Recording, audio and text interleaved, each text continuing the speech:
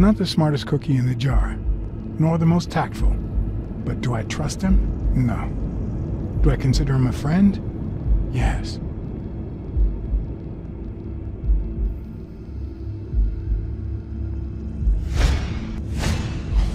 I hope he never feels inclined to hit me. He's twice my size.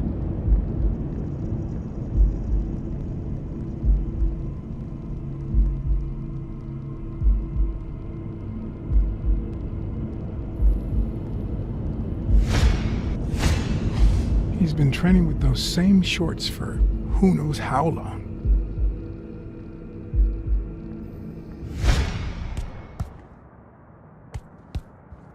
Hey, Jake. Not now, John.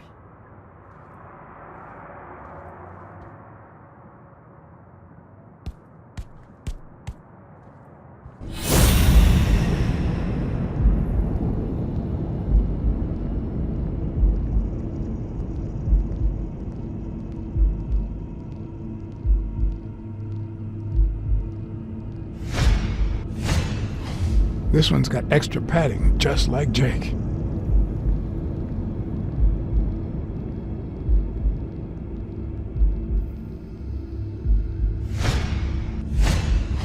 How many hits does a boxer take to the head throughout his career?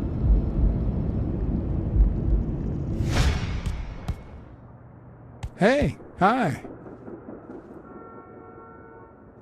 Hey, focus, will ya?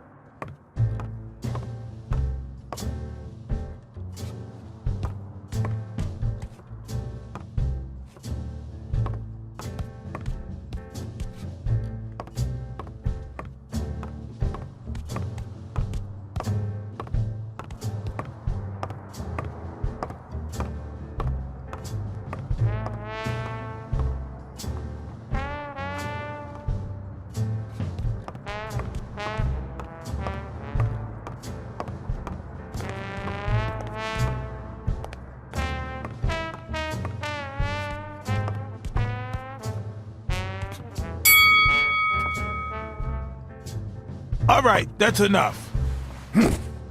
Take 5. Go on.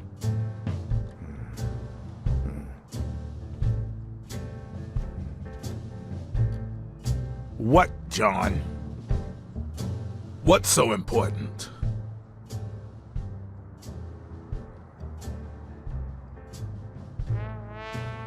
Could you tell me where O'Leary's headquarters are? What for? No. You could get me into trouble. No way.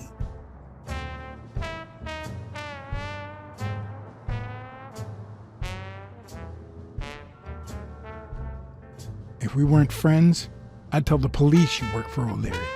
Although, if we were friends, you wouldn't hesitate to help me. Tell me, Jake, are we friends or not? Damned cat. All right. O'Leary's hideout is in the basement of a Chinese restaurant. But I don't even know how to get in.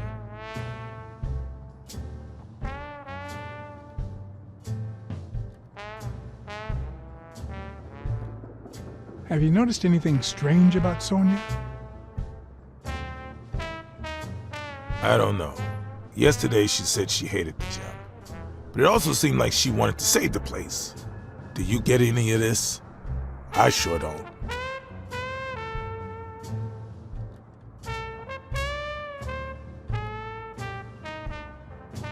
The gym is paying her way through college, and she still has a year left. I guess she doesn't have any other option. Why are you coaching that guy? Oh, that's right. You don't know. Sonia asked me to run the gym. Well, at least the fun part. As soon as Bobby Yale's back on his feet, I'll turn him into a champ. I'll make him crush stone. Just you wait. What? Why are you looking at me like that?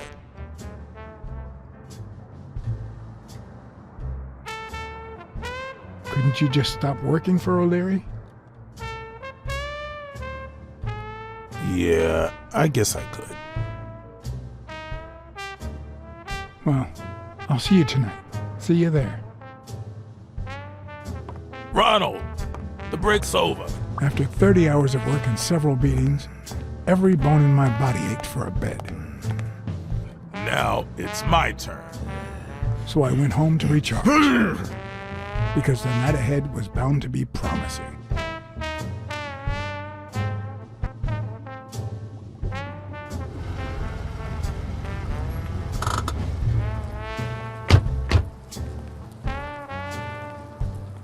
What do you know about that basement? Well, let me think. Nothing? Come on, Jake, for Christ's sake. Strain that little boxer brain. You must know something. I've come to get O'Leary several times, but they always make me wait in the dining room. One day it was so late that the restaurant was closed. They made me call from a payphone in that alley over there to let them know I was here. A few minutes later, O'Leary came out the back door, that red one there. All right. You stay by the payphone. Wait till I'm inside. If you see anyone, call the same number you did that one time. That got it? Screw you! A promising night indeed.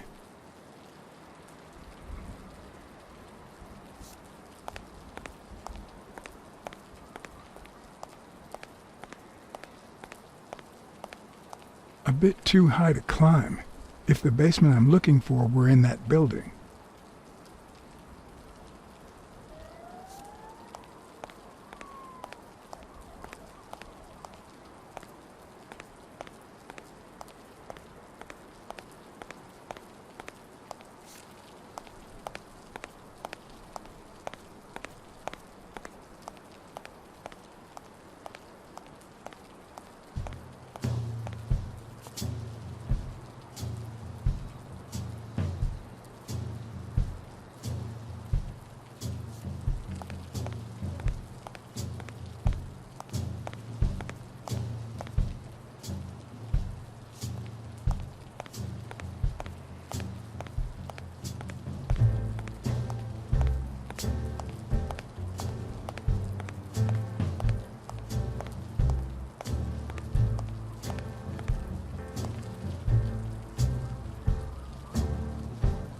No.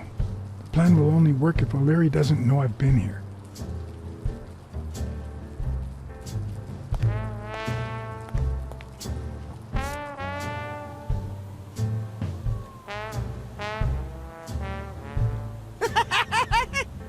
Maybe it leads to the basement. Rabbit.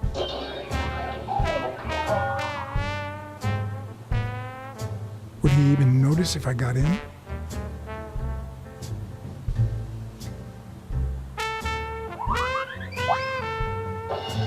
I'm guessing it lights up when they ring at the main door.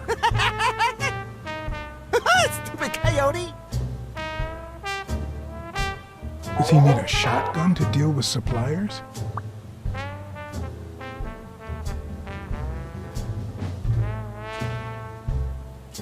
Something tells me he'd notice me no matter how stealthy I was.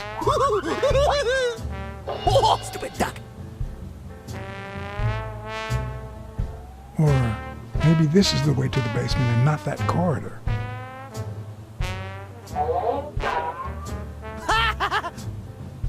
Oh, stupid duck!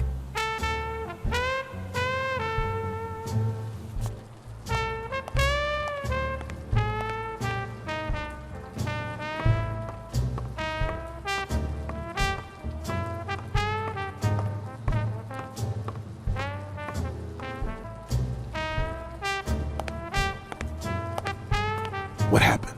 Should we run for it? Do I look like I'm in a hurry?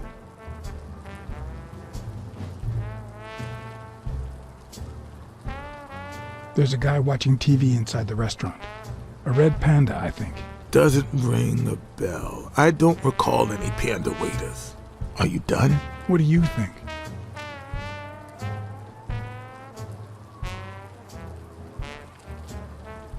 I've seen two possible ways to access the basement, but You really think I can help you with that?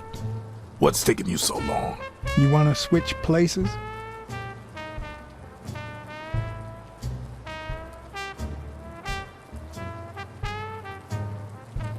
I need you to go to the front door and ring the bell. Alright, is there a bar in that alley? Have you been drinking? Count to 30, ring the bell, then run for the car. Got it? Whoa, you better send a bunch of Natalias my way after this. So, now what are you gonna do? I'll open the door with my lockpicks. Once I'm in, I'm still not sure if I'll take the hall or the door on the right.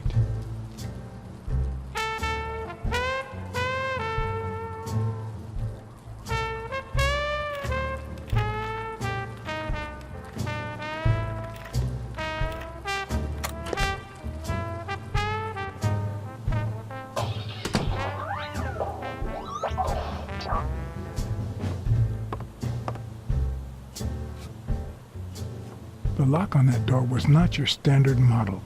I had to give it my all.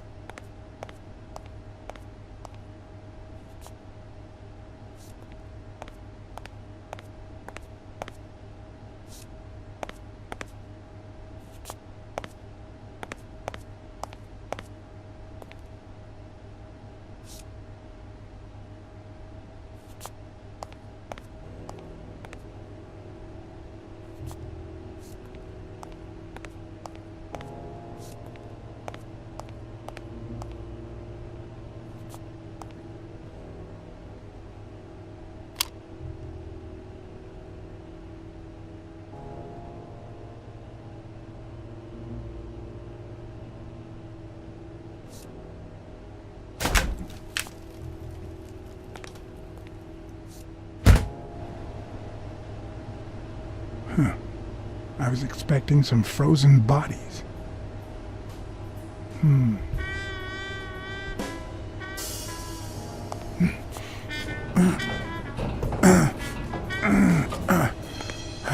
It won't budge.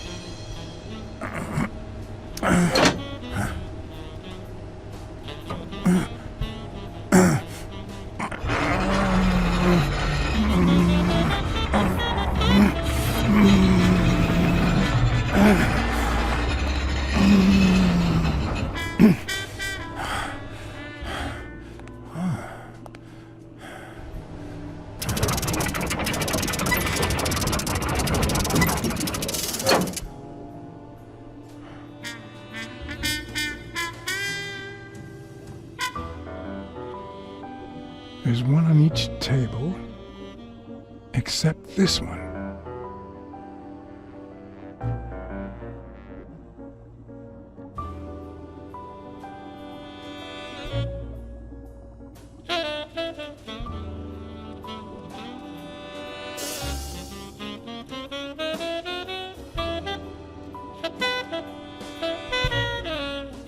The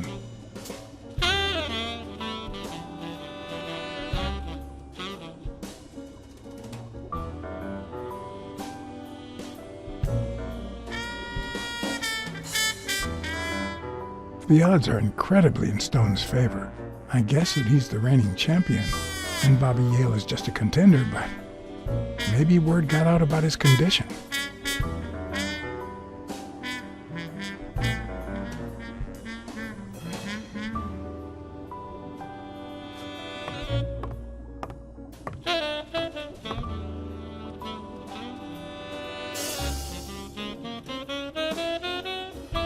Wow.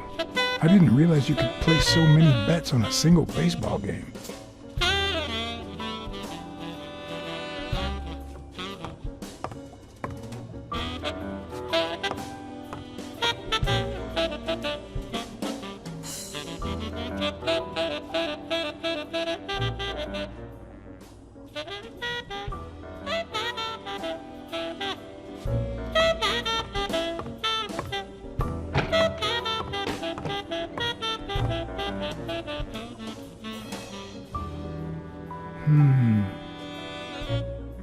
A little thingamajig that adds on its own. What'll they think of next? It looks like a summary of all the bets that come in. Day, amount, bet, wagerer. Wait a minute. Did O'Leary himself bet $5,000 on Yale? Sometimes I forget that criminals, even the office variety, have family and kids. Anyway, maybe things aren't so bad on the dark side. 16 days until the fight.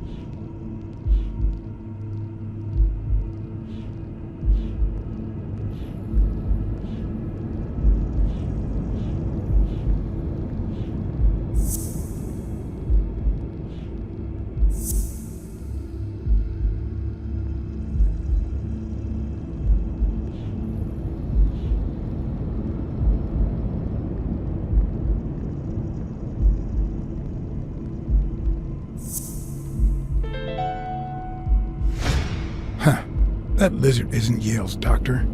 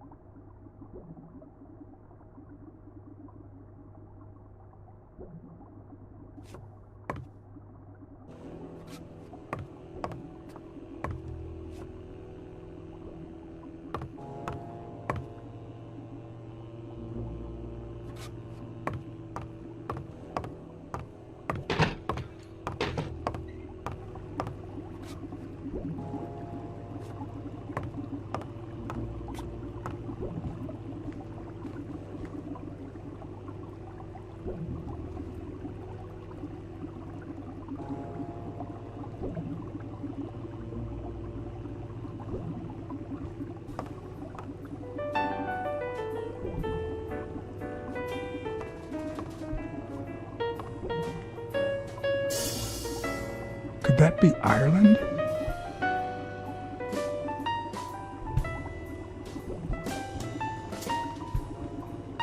A Crossler? The good news is, I don't need lockpicks to open it. The bad news, I didn't bring explosives.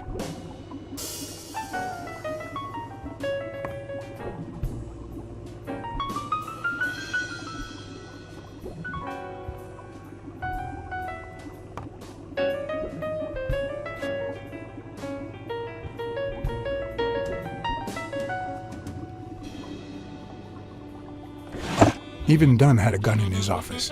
O'Leary couldn't possibly be the exception.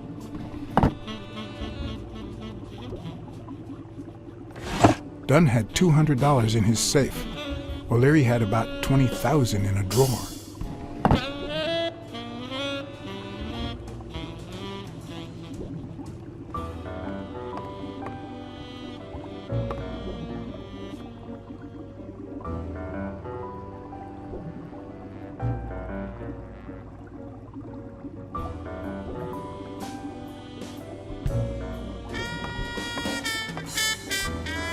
I'd say that's Ireland, too.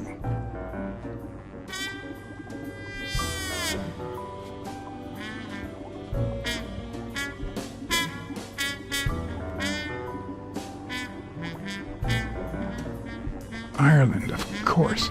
This guy's obsessed.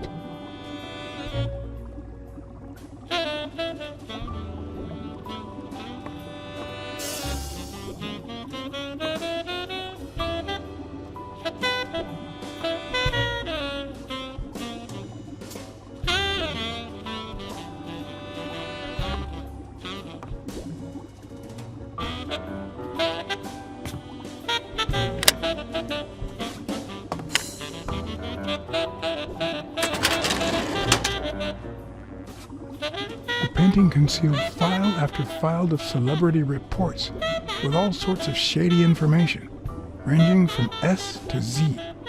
Almost all of them were athletes. Is that what O'Leary meant when he said that detectives and police officers were his friends? I wonder how many spy for him. If I were to pitch in, who would I spy on?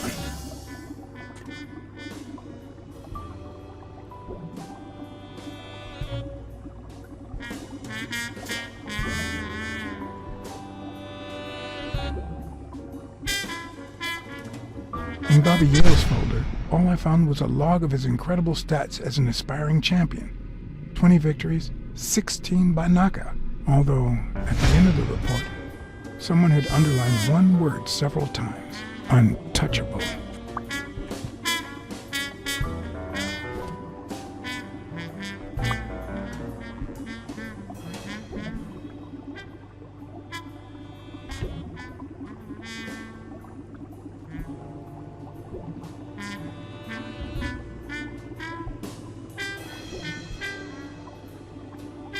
Thorpe had been a rising football star before the war, which he came back from with honors and decorations. After the truce, he resumed his career.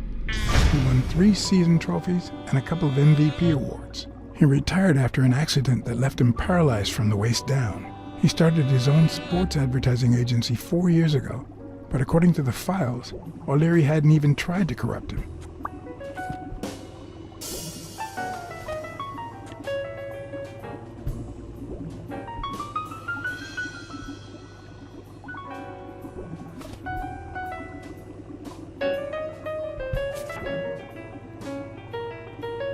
According to Stone's report, he was so clean, not to mention hard to corrupt, that O'Leary opted for a more subtle strategy. Apparently, when he broke up with the tennis player Helen Moore, he set her up with Stone. Lucky for him, they hit it off. As I put away the report, I stopped in my tracks.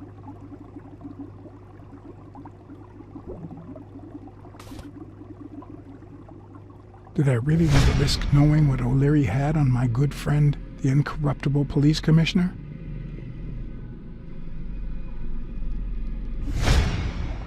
I sighed in relief. O'Leary had tried to buy Smirnoff on several occasions, but failed. Luckily, O'Leary had nothing on him, or me.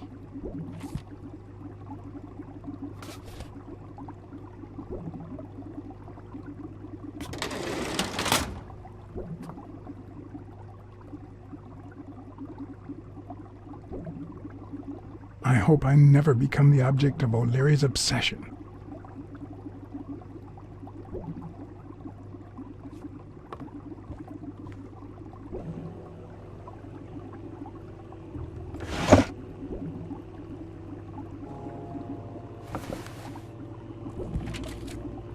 Limited edition copy 2 of 3.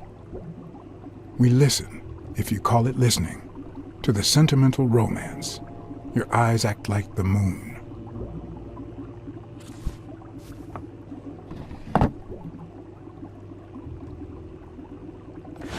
If they're not together anymore, why does O'Leary keep so many pictures of romantic moments with Helen Moore?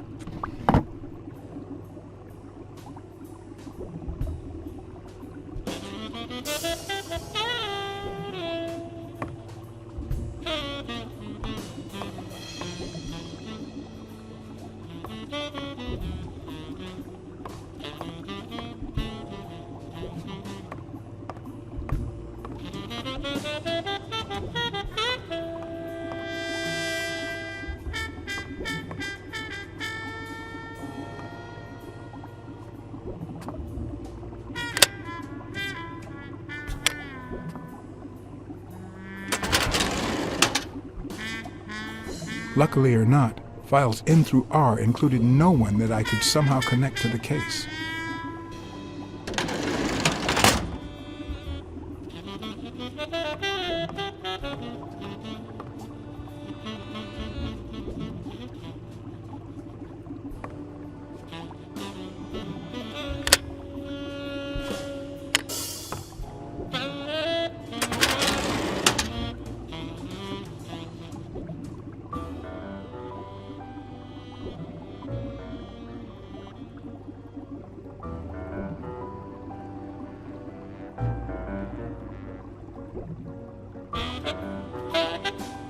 Cassidy's report was possibly the longest among all of O'Leary's files. Apparently, their rivalry went way back. So much so that they spied on each other in the most unthinkable ways. At least I was able to confirm what Yale had told me. Cassidy had threatened Dunn after he refused to join the managers' union.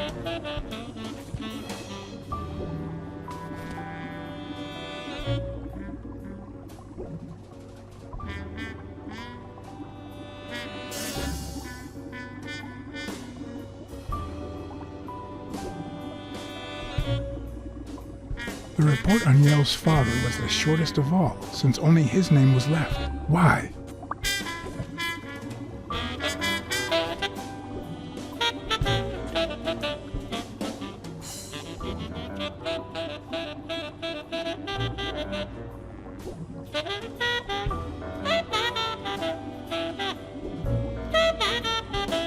Dunn's integrity was legendary, even in O'Leary's shady reports, just like Yale had said. Dunn had kicked one of O'Leary's men out of the gym when he found him snooping around.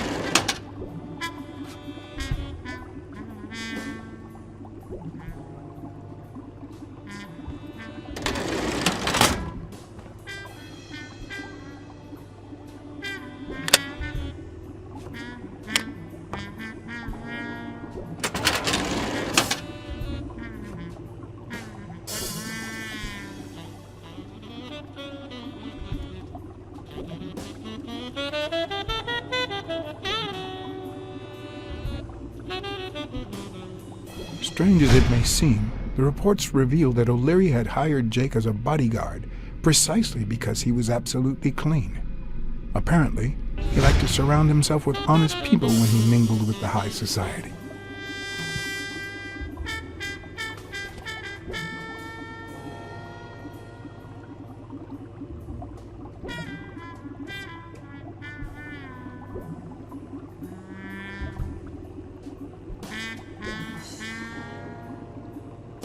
Helen Moore's file was, by far, one of the juiciest. She had been just a run-of-the-mill tennis player until O'Leary launched her career by rigging enough games to help her climb the ranking. However, O'Leary hadn't fixed any of her games in over a year.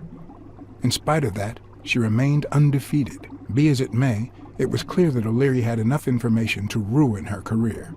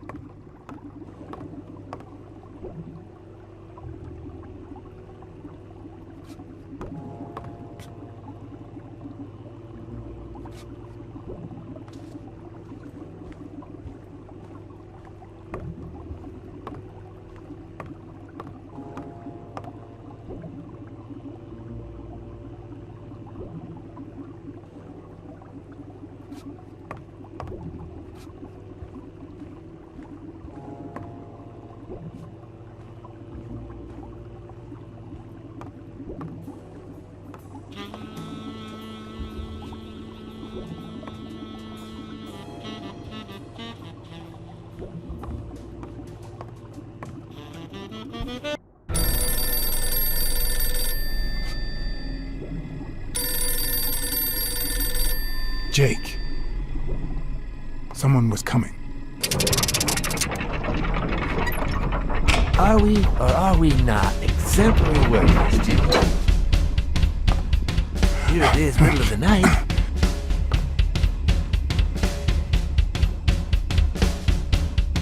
And we're working extra hours.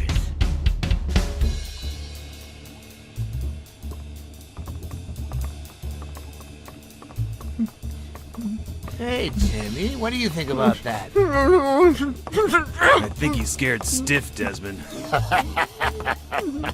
Why's that, Jimmy? We're giving you the red carpet treatment. We even let you in the boss's office. You're one lucky fellow. You can't say I don't treat you well, Jimmy.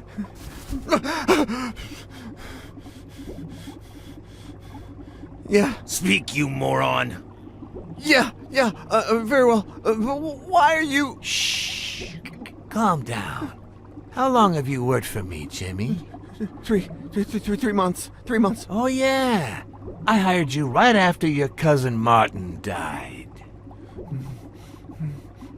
I need your opinion. How would you punish someone for ruining an innocent man's life with a hit and run, Jimmy? I don't know.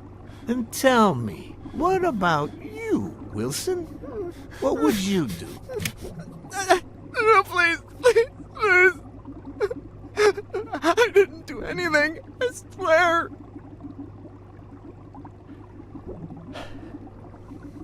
He was a good guy.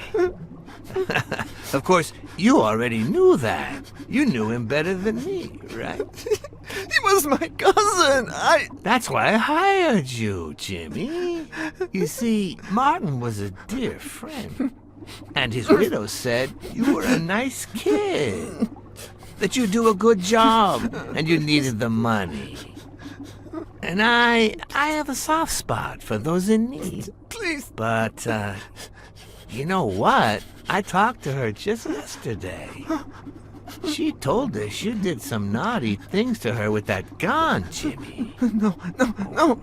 That's no way to treat a widow, is it?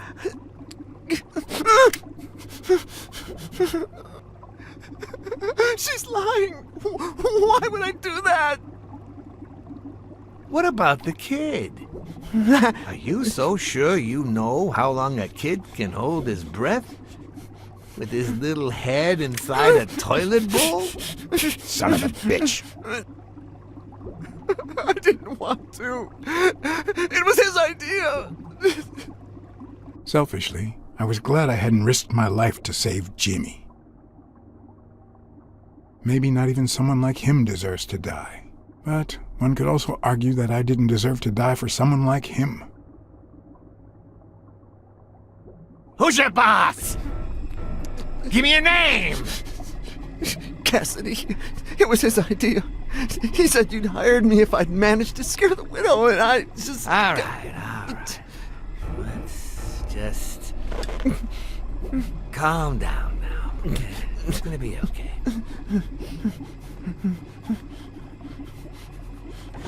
There are two sacred principles that rule my life. The first principle is the love for my family. I do anything to protect them. The second principle, I never put my future in the hands of fate.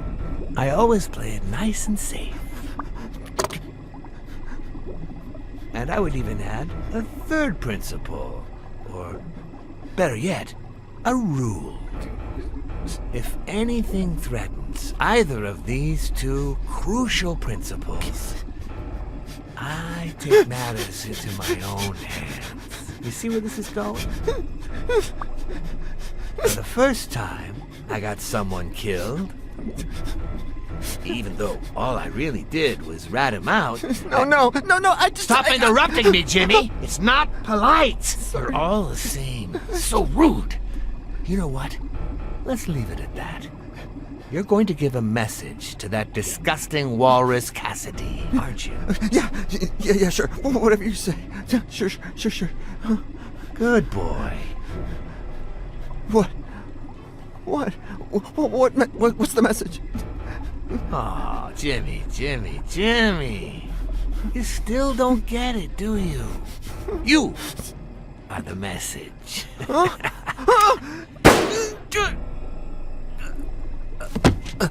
Come on.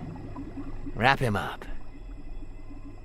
Make sure Cassidy gets the message for breakfast, will you? I hope he chokes on it. Got it.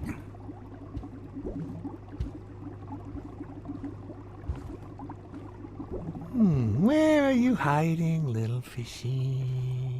Once again, you didn't get to hear the end of my story.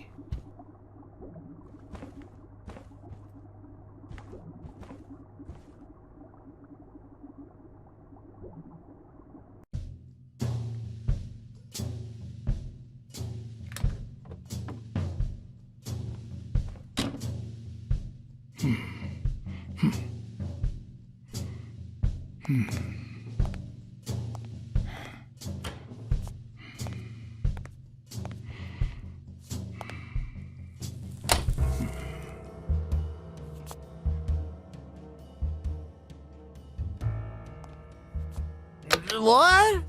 Just where do you think you're going, putty cat?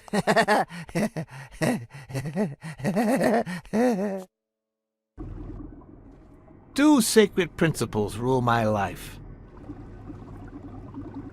The first is the love I feel for my family.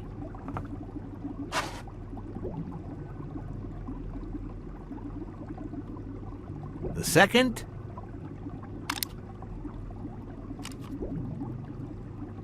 never leave destiny in the hands of fate. I always play it nice and safe. And I'd even add a third principle, or better yet, a rule. If anything threatens either of these two principles, I take matters into my own hands. The first time that someone died because of me, even though all I did was rat him out, well, that guy ended up in the Hudson River, right off Pier 27. He's got to be even wetter than that fish by now. You should have seen his face. It's interesting what comes to mind when you think you're about to die. Suddenly all I could think about was how much I wanted a pet fish. You too, Bruce? Anyway, I was 14 years old, and I still dream about it. But as real as suck. By then, I was adamant about buying a fish. But first... That was that. Never again. Nowadays, whether it's me who pulls the trigger or not, I have zero regrets. What's more, I sort of enjoy it.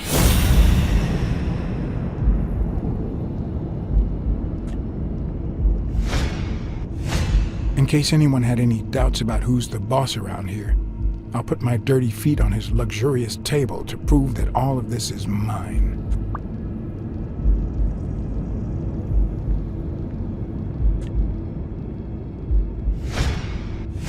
His pupils are dilated, and there's a slight grin on his face. The bastard is enjoying himself.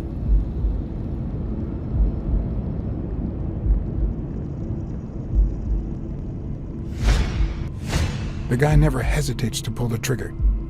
Even if I hadn't seen what he did to Jimmy, I'd know he's not bluffing.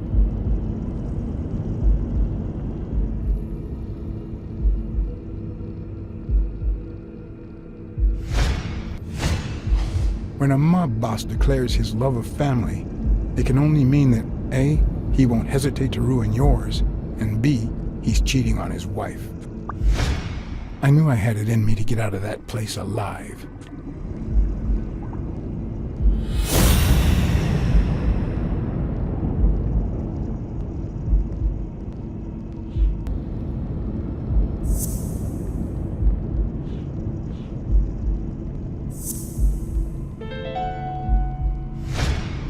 No. O'Leary's wife is having an affair with Colbert? Should I serve this to O'Leary on a silver platter? Or threaten Colbert so he'll get me out of this mess? And, well, that's it, I think.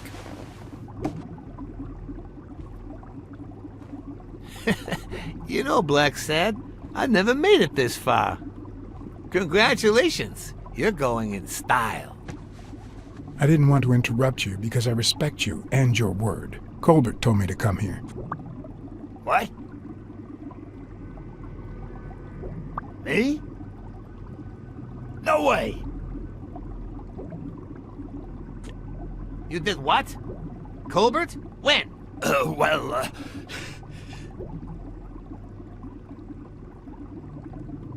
Yeah, remember? At that bar on 33rd and Main Street. Don't you remember that cocky drunk guy? No. He kept bragging about how he was banging another guy's wife. Oh? Oh, yeah. Weird times, huh? Yeah, and you congratulated me for finding Yale and saving your life. Several times.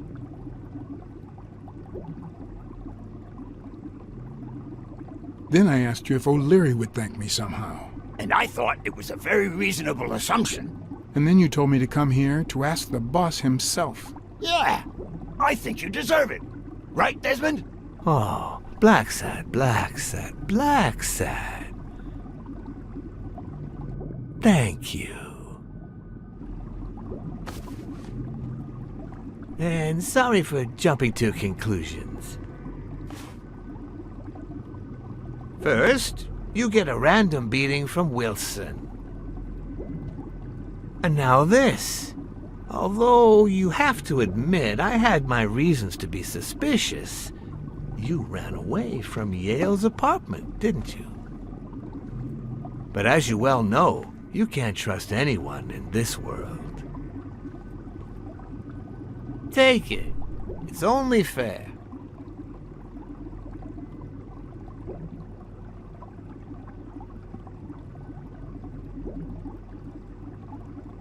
Thanks. I'll make good use of it. A word of advice. Make bad use of it. It's more fun.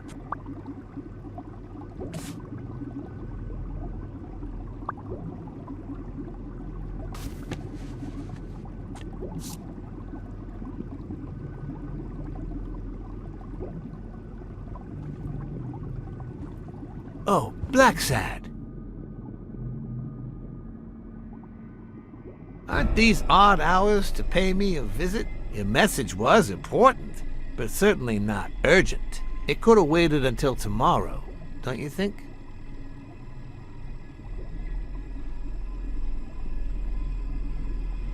Is it that late? I'm too poor to own a watch. I guess I'll have to buy one with your money.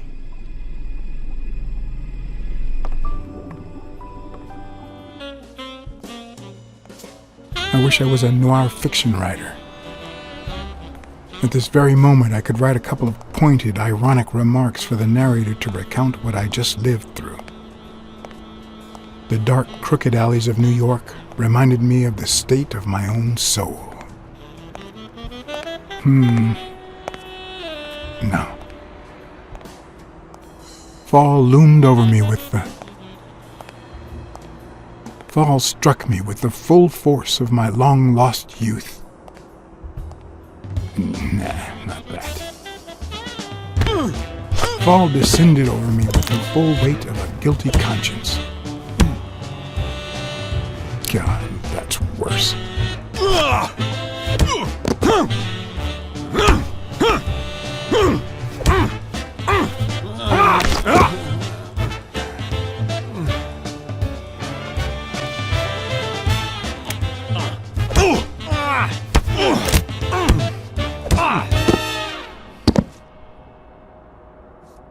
What were you thinking? He wants him alive!